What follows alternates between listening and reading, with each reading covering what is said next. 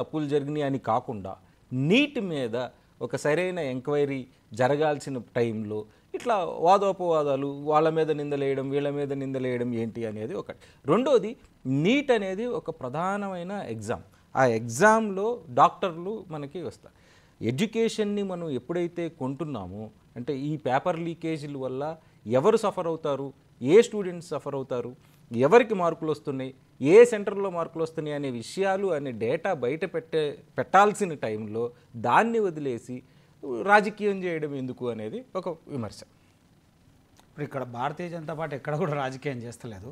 ప్రతిపక్షం హోదాలో ఉన్నటువంటి రాహుల్ గాంధీ ఇది జరిగిన విషయం మీద పూర్తి వివరాలు ఆయనకు తెలుసు. ఆల్రెడీ కేసులు అయి ఉన్నాయి, దాంట్లో మీద అరెస్టులు అయి ఉన్నాయి, విచారణలు జరుగుతున్నాయి, పూర్తి వివరాలు జరుగుతున్నప్పుడు దీన్ని ప్రజల మధ్యన ఒక మభ్యపెట్టేటువంటి వాతావరణం తీసుకురావడానికి ఇలా పార్లమెంట్లో ఆ అంశం మాట్లాడింది. కానీ దాని మీద పెద్ద ఓం బిర్లా గారు క్లియర్ చెప్పారు కదండి, దాని మీద జరుగుతూ ఉంది. ఇప్పుడే కాదు, గత ప్రభుత్వం ఎన్నో ప్రభుత్వాలలో కూడా జరిగింది. ఇది కావాలని క్రియేట్ చేసింది కాదు, ఒక పార్టీయే చేసింది కాదు, భారతీయ జనతా పార్టీ కీలకంగా ఉండి చేసినటువంటి అంశాలు కాదు కదండి. ఒక సంస్థ ఉంది, ఆ సంస్థలో జరిగినటువంటి తప్పుల్ని ఖచ్చితంగా భారతీయ జనతా పార్టీ అధికారంలో ఉన్నప్పుడు జరిగిన ఒక ప్రక్రియని ఖచ్చితంగా బాధ్యత తీసుకోవాల్సిన అవసరం ఉంటుంది. బాధ్యత వహించే కదండి వెంటనే అరెస్టులు. నిజంగా చెప్తా ఉన్నా ఇప్పటివరకు జరిగిన అంశాలల్లో వెంకట గారు చెప్పండి. యూపీఎస్సీలో మొన్న ఏదో ఒక మహారాష్ట్ర నుంచి ఒక వ్యక్తిని తను ఏదో పూజ గారు ఫేక్ సర్టిఫికేట్ ఇచ్చారు అంగవైకల్యం మీద అంటే వారి మీద బాధ్యత వహించి యూపీఎస్సీ చైర్మన్ గారు రిజైన్ చేశారని అనుకుందాం. ఎందుకంటే సొంత కారణాలు అనుకుంటున్నప్పటికీ సొంత కారణాలు కాదు, ఆ బాధ్యతలో చేశారని అనుకుందాం. టోటల్ గా ఇక్కడ ఎగ్జామినేషన్ సిస్టమ్ మీద డౌట్లు వస్తున్నాయి సార్ ఒక విషయం అయితే ఇప్పుడు యూపీఎస్సీలో అట్లా జరిగింది.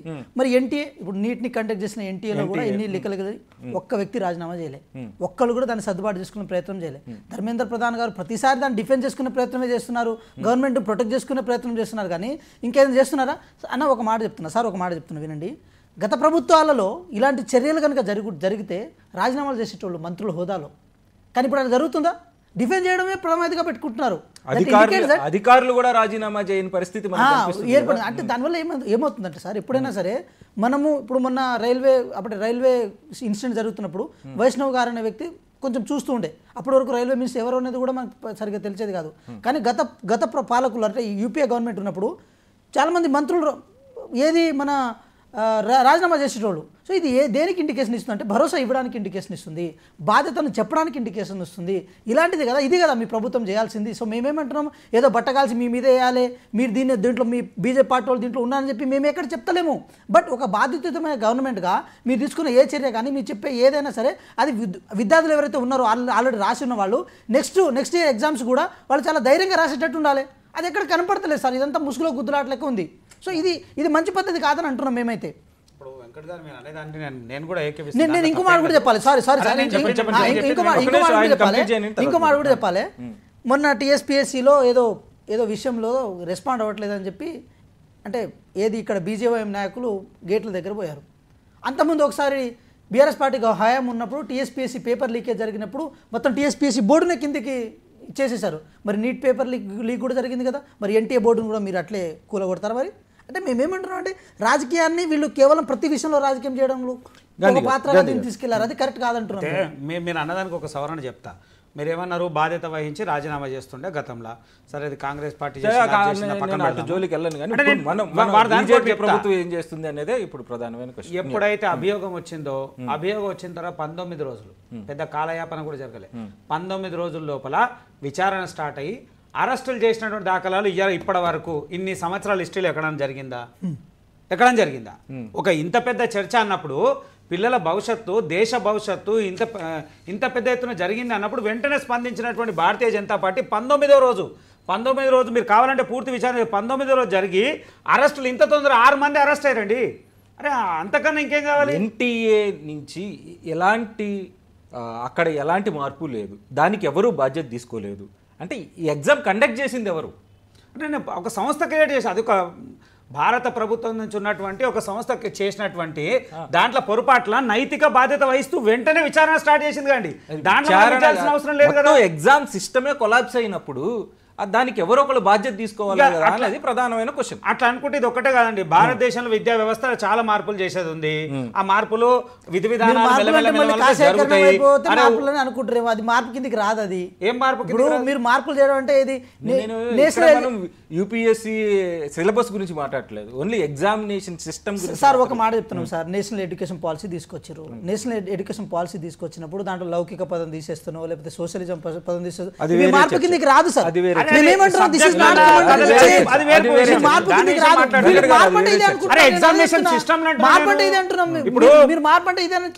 అట్లా మాట్లాడతలే. నేను ఏమంటున్నా, గతంలో ఎప్పుడో 75-80 సంవత్సరాల కింద ఉన్నటువంటి విచారం ఆ సిస్టమ్ ని అందరం కూడా ఫాలో అవుతా ఉన్నారు. ఇప్పుడు ఒక్కొక్కటి అవకతవకలు ఎక్కడెక్కడ జరుగుతున్నాయో ప్రతి ఒక్క అంశాన్ని అబ్జర్వ్ చేస్తున్నాము.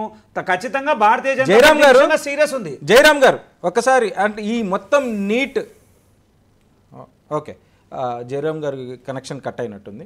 వెంకట్ గారు, ఈ మొత్తం సిస్టంలో ఎన్టీఏ ఎగ్జామ్ కండక్ట్ చేసింది, ఎన్టీఏలో కొద్దిగా అవకతవకలు ఉన్నాయి. వాళ్ళు ఇప్పటికే కొంతమందిని అరెస్ట్ చేసామని ప్రకటిస్తున్నారు. ఇంకా పార్లమెంట్లో ఇప్పుడు ఆల్రెడీ సుప్రీంకోర్టులో ఇవాళ హీరింగ్ జరుగుతూ ఉంది, ఇంకా పార్లమెంట్లో దీని మీద ఎందుకు రభస జరుగుతుంది? సార్ ఒకటే సార్, ఇప్పుడు అరెస్ట్ చేయడం అంటే ఎన్టీఏ ప్రపోజల్ పెట్టినా పెట్టకపోయినా అరెస్ట్ అనేది జరుగుతుంది. ఎందుకంటే అది సిబిఐ అండర్ పోయింది, గవర్నమెంట్ దాన్ని సీరియస్గా తీసుకుందని అనుకుంటే ఇన్ కేస్. బట్ ఇప్పుడు నెక్స్ట్ విద్యార్థులు రాస్తారు, నెక్స్ట్ ఇయర్ విద్యార్థులు రాస్తారు, వాళ్ళకి ఎటువంటి భరోసా ఇవ్వాల్సి ఉంటుంది మనం? అంటే ఇప్పుడు గత ఛానల్ ఏదైతే ఉందో, గత ప్రాసెస్ ఏదైతే ఉందో అదే ప్రాసెస్ ప్రకారం ఎగ్జామ్ పెట్టారు. ఇప్పుడు మీరు ఒకటి గమనించండి సార్, 4వ తారీఖు జూన్ 4వ తారీఖు ఉండే, జూన్ 4వ తారీఖు మనకి రిజల్టే. యాక్చువల్గా నీట్ ఎగ్జామ్ రిజల్ట్ ఎప్పుడు రావాలి? 14వ తారీఖు రావాలి, 10 రోజులు ముందుకు మార్చారు. ఎందుకు వచ్చింది మరి? ఇది డౌట్ రేజ్ చేస్తుంది కదా, ఎందుకు రావాల్సి వచ్చింది అంటే ఆ రోజు అంతా ఏది అంటే ఎందుకు రావాల్సి వచ్చింది? ఇప్పుడు ఎన్టీఏ మిస్టేకే కదా. ఇన్ కేసు వీళ్ళు ఎవరైతే పేపర్ లీక్ చేశారో గ్రౌండ్ లెవెల్లో వాళ్ళదే మిస్టేక్ అనుకున్నప్పుడు రిజల్ట్ ఇవ్వడానికి కారణం ఏముంటుంది? సో దీనికి కూడా సమాధానం చెప్పాల్సి ఉంటుంది. ఇంకో విషయం కూడా చెప్పాలి సార్, ఇప్పుడు బీహార్లోను గుజరాత్లోనూ జరిగిన అంశం, ప్రధానంగా ఈ 2 రాష్ట్రాల్లో జరిగిన అంశం. ఈ 2 రాష్ట్రాలు జరిగినప్పుడు గుజరాత్లో ఒక కోచింగ్ ఇన్స్టిట్యూట్ ఉంటుంది. ఆ కోచింగ్ ఇన్స్టిట్యూట్ వెనకాల మీ సంబంధించిన పార్టీ సంబంధించిన పెద్ద నాయకులు తలకాయలు ఉన్నాయంట. అది మాకంటే మేము చెప్పింది కాదు, అక్కడ జరుగుతున్న చర్చ అది. సో విషయం మేమేమంటున్నామంటే, మేము పర్టికులర్గా మీ పార్టీనో లేకపోతే ప్రభుత్వాన్ని టార్గెట్ చేయడం మా ఉద్దేశం కాదు, కానీ నెక్స్ట్ రాబోయే విద్యార్థులు పర్టికులర్గా పేద విద్యార్థులకు మేము ఏం భరోసా ఇస్తారు?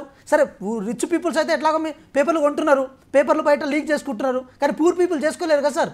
దాన్ని కూడా మీరు డిమాండ్ క్రియేట్ చేశారు కదా, ఏది ఒక పేపర్కి 20 లక్షలు 30 లక్షలు అన్నట్టు ఉండే. కాబట్టి పూర్ పీపుల్కి అయితే సాధ్యం కాదు. ఇంకో విషయం ఏంటంటే, ఆ వ్యవస్థ ద్వారా ఇట్లా చేయడం వల్ల రేపు మేము కానీ లేకపోతే మా జనరేషన్ కానీ మా రాబోయే జనరేషన్ కానీ ఒక ఫేక్ డాక్టర్స్ని క్రియేట్ చేసుకున్నట్టు అవుతుంది కదా. సో మేమేమంటున్నాం, మొట్టమొదటిగా ఈ నీట్ ఎగ్జామ్ ప్రాసెస్ ఏదైతే ఉందో, ఎంసెట్ నుంచి రాష్ట్ర ప్రభుత్వం నుంచి మీరు గుంజుకున్నప్పుడే బాధ్యతంగా గుంజుకోవాల్సి ఉండే. మరి ఎందుకు గుంజుకున్నారు? మరి అంతకుముందు ఎంసెట్ కింద ఉండే కదా సార్, రాష్ట్ర ప్రభుత్వాల చేతిలో ఉండే కదా. ఏ కారణం చేత మీరు తీసుకున్నారు? మరి అంటే ఇక్కడ లీకేజ్ జరుగుతుందని తీసుకున్నారా? లేకపోతే విద్యార్థులకు పరీక్ష కండక్ట్ చేయడం రాష్ట్రాల బాధ్యత లేదని చెప్పి మీరు తీసుకున్నారా? లేకపోతే ఫెడరల్ స్ట్రక్చర్ మీద గౌరవం లేదని తీసుకున్నారా? మరి ఎందుకు తీసుకున్నారు? మరి ఇంత తీసుకున్న తర్వాత ఇంతకంటే బెటర్గా మీరు చేయాల్సిన బాధ్యత మీకు ఉంటుంది కదా. అంటే చేయాలంటే దట్ ఇండికేట్స్ ఏం చెప్తుంది? ఒకటే పాయింట్ నేను చెప్తున్నా సార్, 14వ తారీఖు రావాల్సిన రిజల్ట్ 4వ తారీఖు వచ్చిందని అంటే దీంట్లో ఎన్టీఏ ఉంది, దీంట్లో గవర్నమెంట్ ఉంది, అందరూ ఉందని చెప్పి కళాఖండిగా చెప్తున్నాం. గాంధీ గారు, 14వ తారీఖు రావాల్సిన రిజల్ట్ 4వ తారీఖు, అది కూడా 4వ తారీఖు భారతదేశానికి చాలా కీలకమైన దినం. మొత్తం ఎలక్షన్ రిజల్ట్స్ బయటకు వస్తున్న దినం.